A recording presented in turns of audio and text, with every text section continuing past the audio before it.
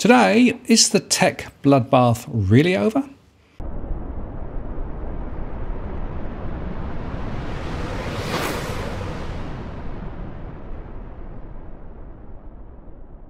Hello again, it's Martin North from Digital Finance Analytics, our latest post covering finance and property news with a distinctively Australian flavour. In this week's market review, as normal, we'll start in the US, go across to Europe and Asia, and end in Australia. On Friday, there was a robust, broad-based rally across Wall Street as markets looked over more encouraging economic data and a sunnier earnings outlook. This, despite the upcoming Federal Reserve policy meeting next week. The FOMC decision is widely expecting a unanimous vote for at least one last major rate increase, though with the Fed's preferred price measure still slowing inflation running hot, that might make it harder for them to set up a possible downshift in its rate hike pace for the December meeting. That said, despite data on Thursday showing a strong rebound in US gross domestic product in the third quarter, demonstrating the resilience in the world's largest economy and oil consumer, and an acceleration with inflation, strong consumer spending data, and a robust labour market, much of Wall Street is growing confident that the Fed will pause tightening once they take the Fed funds rate to 4.5 to 4.75% next quarter, to the point where financial markets have now priced in an 84.5% likelihood of a fifth consecutive 75 basis point rate increase at the conclusion of the Fed's November 1-2 policy meeting, and a 51.4% chance the central bank will deaccelerate to 50 basis points in December.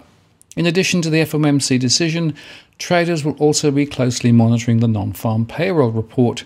The strong labour market is still expected to show job growth, with 200,000 jobs created in October, down from the 263,000 created in the prior month. The unemployment rate is expected to tick higher, and wage gains are expected to slow. So all major US indices ended the session up around 2.5% or more, with the S&P and the Nasdaq notching their second straight weekly gains. The blue chip Dow posted its fourth consecutive Friday-to-Friday advance and its biggest weekly percentage gain since May. As a result, the bulls are back, even if largely driven by hopium, remembering the bulk of economists are still seeing a US recession likely next year.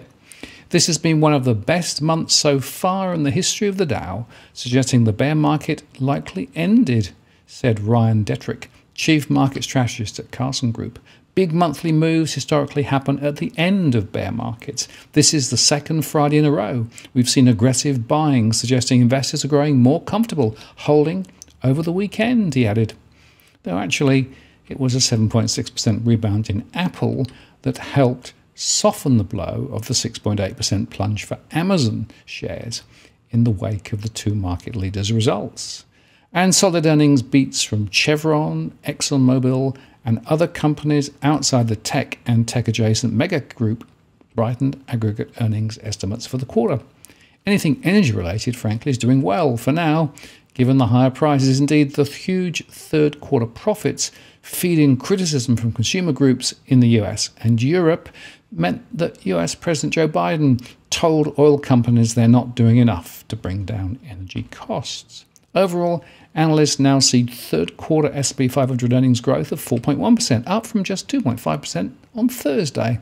We've seen some high-profile misses from significant large-cap names, Detrick said, but under the surface, many of the smaller and mid-sized companies have been quite impressive with their earnings results.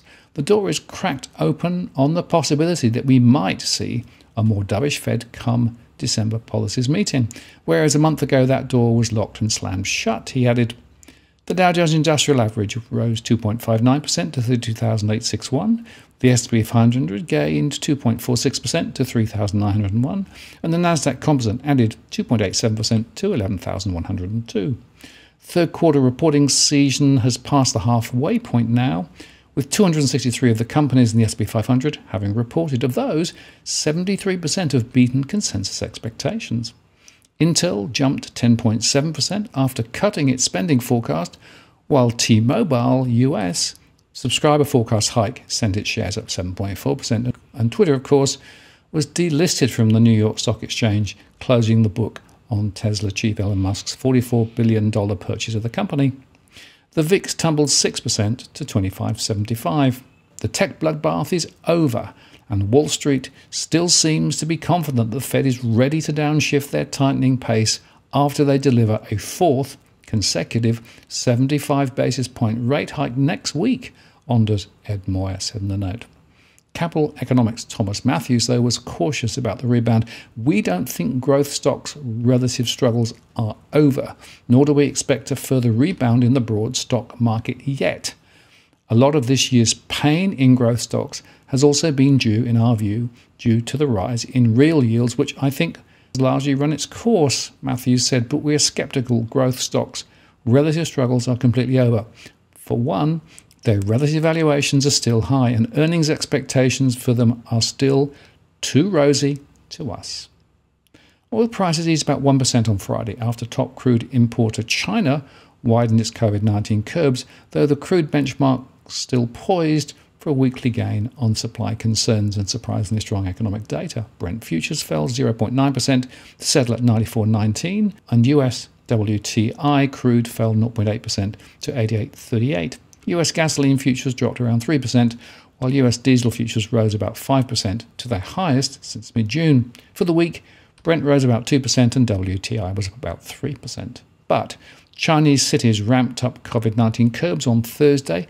It's hard to make a case for a rebound in China's crude purchases given the backdrop of uncertainty over its zero-COVID policy, said PVM oil analyst Stephen Brunnock.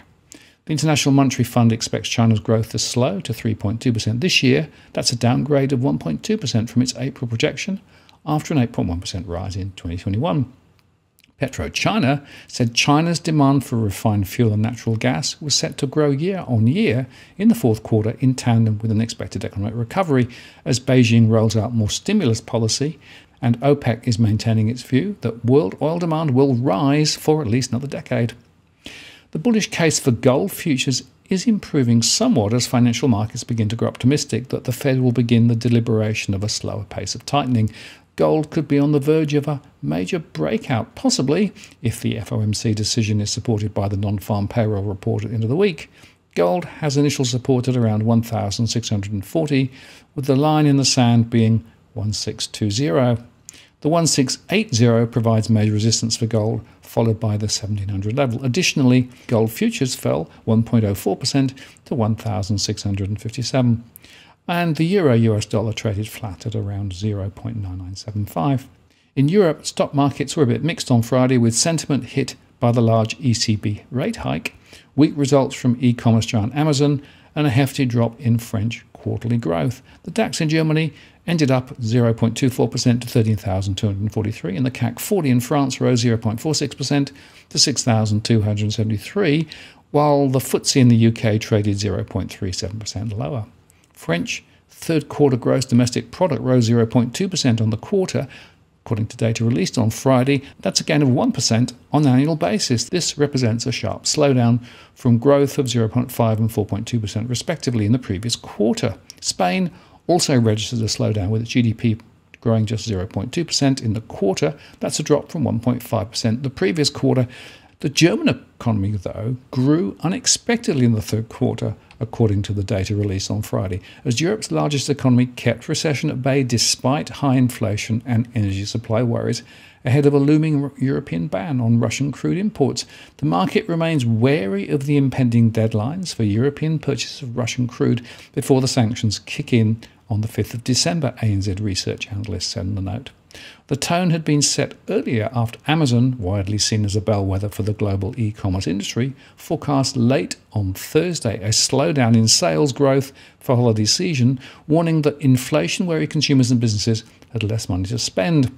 The company pointed out specifically Europe as likely to be its hardest hit region this holiday season, with Germany and Britain its biggest markets after the US.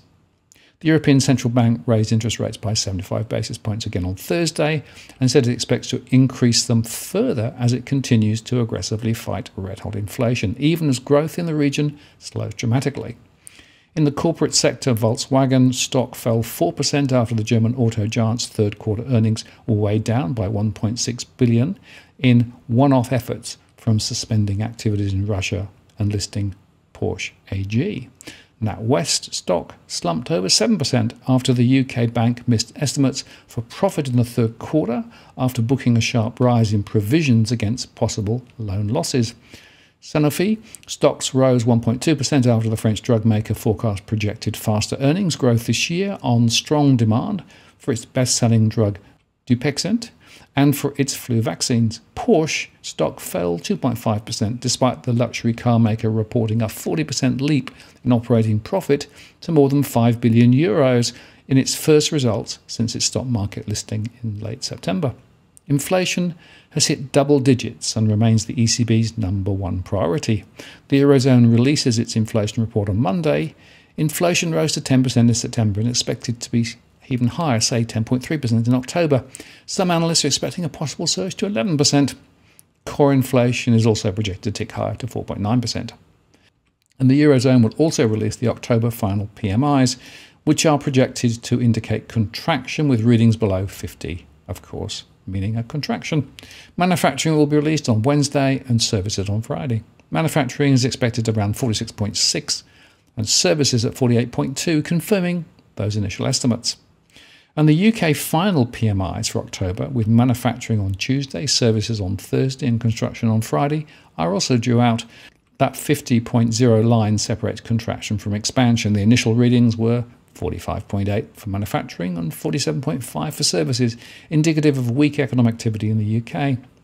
Construction may provide a silver lining, with an initial reading of 52.3, pointing to slight expansion there.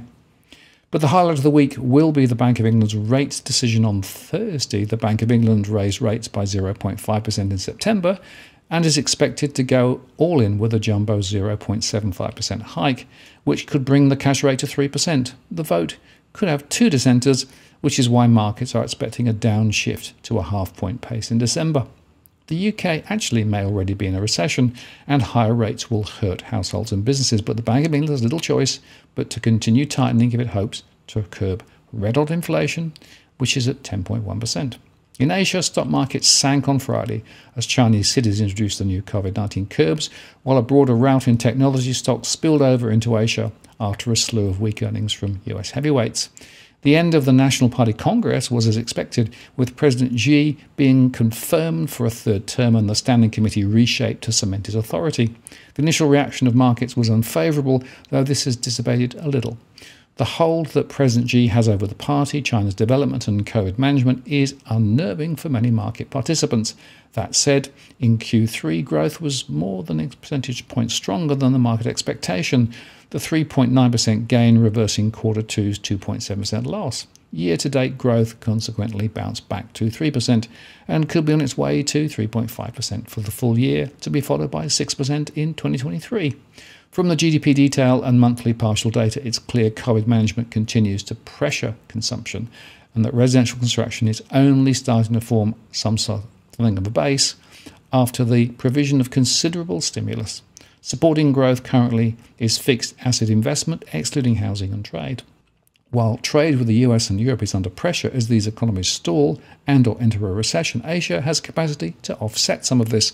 Not only does China stand to benefit from the region's organic growth, they're also looking to take a greater share of those markets for both consumer and industrial goods.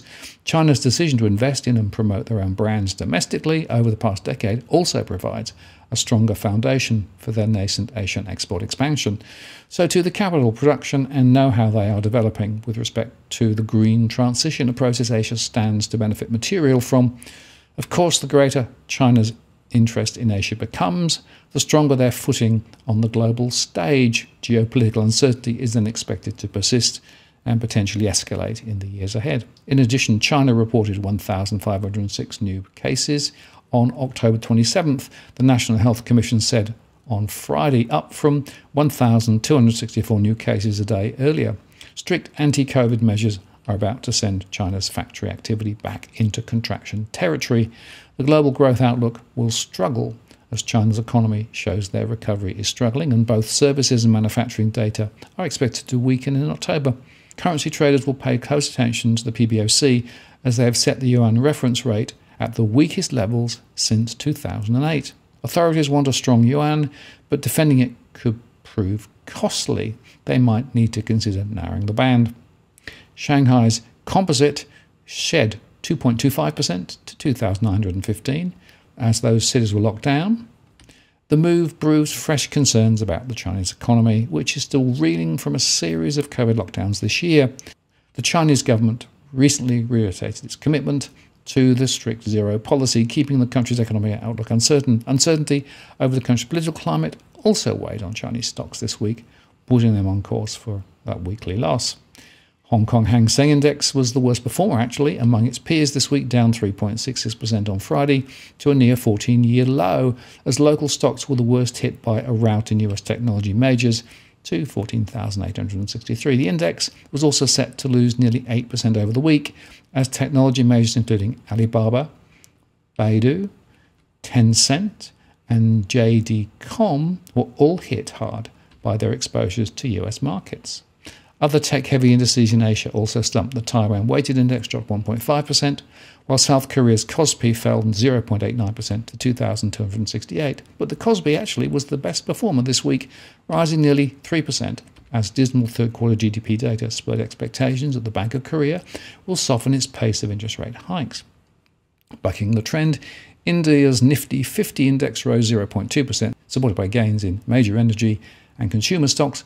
India's economic growth prospects, which are forecast to be far higher than most major economies this year, have largely buoyed Indian stocks this month. The Nifty 50 was all set to rise across the week.